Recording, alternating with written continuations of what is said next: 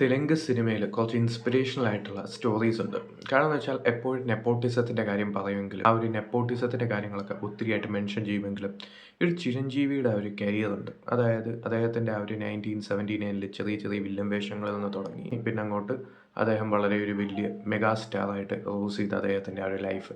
അതുപോലെ തന്നെ equally important ആയിട്ടുള്ള ഒരാളാണ് രവി തേജയുടെ ആ ഒരു കരിയർ എന്നും പറയുന്നത്. കാരണം അദ്ദേഹവും ചെറിയ ചെറിയ റോളിൽ നിന്ന് തുടങ്ങി സപ്പോർട്ടിംഗ് റോൾസ്, ചെറിയ ക്യാമിയോസ് അങ്ങനെയാണ് അദ്ദേഹത്തിൻ്റെ ലൈഫ് തുടങ്ങിയത്. സോ 2011 വരെ വളരെയധികം ഹിറ്റ്സും ബ്ലോക്ക് ബസ്റ്റേഴ്സും മാത്രം ഉള്ള ഒരു കരിയറായിരുന്നു അദ്ദേഹത്തിൻ്റേത്. അദ്ദേഹത്തിന് തന്നെ വിക്രമാദിത്യ രാജമൗലി ഡയറക്റ്റ് ചെയ്തത്, അതുപോലെ തന്നെ കിക്ക് സുരേന്ദർ റെഡ്ഡി ചെയ്തത്, അതൊക്കെ തന്നെ വളരെ ഗംഭീര വിജയങ്ങളും ഇൻഡസ്ട്രി ഹിറ്റ്സുമായി മുന്നോട്ട് പോയ മൂവീസാണ്. അദ്ദേഹത്തിൻ്റെ ആ ഒരു കരിയർ നമ്മൾ നോക്കുകയാണെങ്കിൽ തന്നെ സോ അങ്ങനെ അത്രയും ആ ഒരു ഹിറ്റ്സ് കണ്ടിന്യൂസ് ഹിറ്റ്സ് എന്ന നടന്മാർ കുറവാണ്. ഒരു ജനപ്രിയ നായകൻ എന്ന ലെവലിലാണ് അദ്ദേഹം അവിടെ ഉയർന്നത്.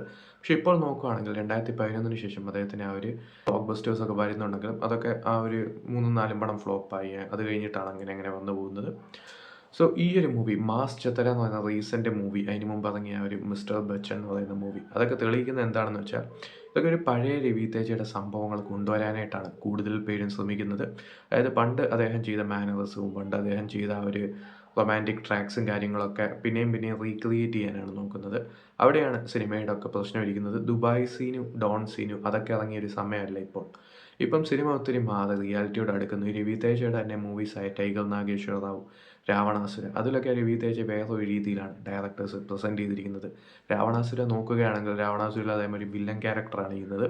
സോ അദ്ദേഹത്തിൻ്റെ മിക്സർ ഓഫ് എലമെൻറ്റ്സ് ആദ്യമൊക്കെ വരുന്നുണ്ടെങ്കിലും പിന്നെ അങ്ങോട്ട് ഒരു വില്ലൻ ക്യാരക്ടറാണ് പ്രസൻറ്റ് ചെയ്തത്. ടൈഗർ നാഗേശ്വര റാവു ആണെങ്കിലും ഒരു വെറൈറ്റി ക്യാരക്ടറായിട്ടാണ്, ഒരു മെച്യൂർഡ് ആയിട്ടുള്ള ക്യാരക്ടറായിട്ടുള്ള ഒരു കഥാപാത്രമാണ്. സോ അങ്ങനെയുള്ളൊരു പ്രസൻറ്റേഷൻ കാര്യമായിട്ട് സിനിമ വർക്കൗട്ട് ആയില്ലെങ്കിൽ പോലും അങ്ങനെയുള്ള പ്രസൻറ്റേഷൻ ഒന്ന് പിന്നെ അങ്ങോട്ട് പിന്നെയും പഴയൊരു രീതിയിൽ ആ ഒരു മിസ്റ്റർ ബച്ചനിലുള്ള സംഭവങ്ങളാണെങ്കിലും ഒരു മാസ് ചിത്രയുടെ സംഭവമാണെങ്കിലും എല്ലാം പറ്റുന്നത് ഇങ്ങനെയുള്ള പ്രസൻറ്റേഷനാണ്. സോ ഒരു 10-15 വർഷം മുമ്പായിരുന്നെങ്കിൽ പിന്നെയും കുഴപ്പമില്ലായിരുന്നു. പക്ഷേ ഇപ്പോൾ ഇത്രയും ടാലൻറ്റഡ് ആയിട്ടുള്ള ഒരു ആക്ടറാണ് രവി തേജ. കാരണം അദ്ദേഹത്തിൻ്റെ മൂവീസ് റീമേക്ക് ചെയ്യുമ്പോൾ തന്നെ ആ ഒരു ഒറിജിനൽസിൻ്റെ ഒപ്പം എത്താൻ പോലും സാധിക്കാറില്ല മിക്ക ആക്ടേഴ്സും. സോ ഇവിടെ വരുമ്പോഴത്തേക്കും മാസ്റ്റത്തരയിലും ആ ഒരു റെപ്പറ്റേറ്റീവ് ആയിട്ടുള്ള സംഭവം തന്നെയാണ് വരുന്നത്. ക്രാക്ക് ഒരുപാട് വർഷങ്ങൾക്ക് ശേഷം ആ ഒരു ഫാൻസിനെ ആണെങ്കിലും നോർമൽ ഓഡിയൻസിനെ ആണെങ്കിലും സാറ്റിസ്ഫൈ ചെയ്ത രവി തേജയുടെ ഒരു മൂവിയായിരുന്നു.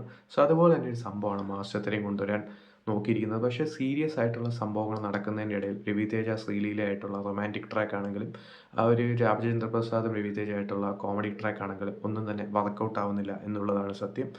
ഒരു സെക്കൻഡ് ഹാഫിലെ നല്ലൊരു ആക്ഷൻ കൊറിയോഗ്രഫിയും ആ ഒരു അത് കഴിഞ്ഞിട്ടുള്ള ഒരു സീക്വൻസും ഒഴിച്ച് നോക്കിയാൽ കാര്യമായിട്ടുള്ള സംഭവങ്ങളൊന്നും ഇല്ലാത്ത ഒരു മൂവിയാണ് മാസ് ചിത്തര. സോ ഇങ്ങനെയുള്ള മൂവീസ് സ്ട്രക്ചർ ചെയ്യുന്ന ആ ഒരു രീതിയുണ്ട്. അതായത് ഒരു പ്രോപ്പർ സ്ക്രീൻ പ്ലേ, ക്രാക്കൊക്കെ നോക്കുകയാണെങ്കിൽ പ്രോപ്പർ സ്ക്രീൻ പ്ലേ, സീരിയസ് ആയിട്ടുള്ള സംഭവങ്ങൾ പറഞ്ഞു പോവാണ്, കോമഡിക്ക് കൂടുതൽ പ്രാധാന്യമില്ല. അങ്ങനെ ഒരു മേക്കിംഗ് ആയിരുന്നെങ്കിൽ മേ ബി ഈ ഒരു മൂവിയുടെ ഫേറ്റ് വേറെ ആയേനെ. പക്ഷേ അൺഫോർച്ചുനേറ്റ്ലി അതങ്ങനെയല്ല.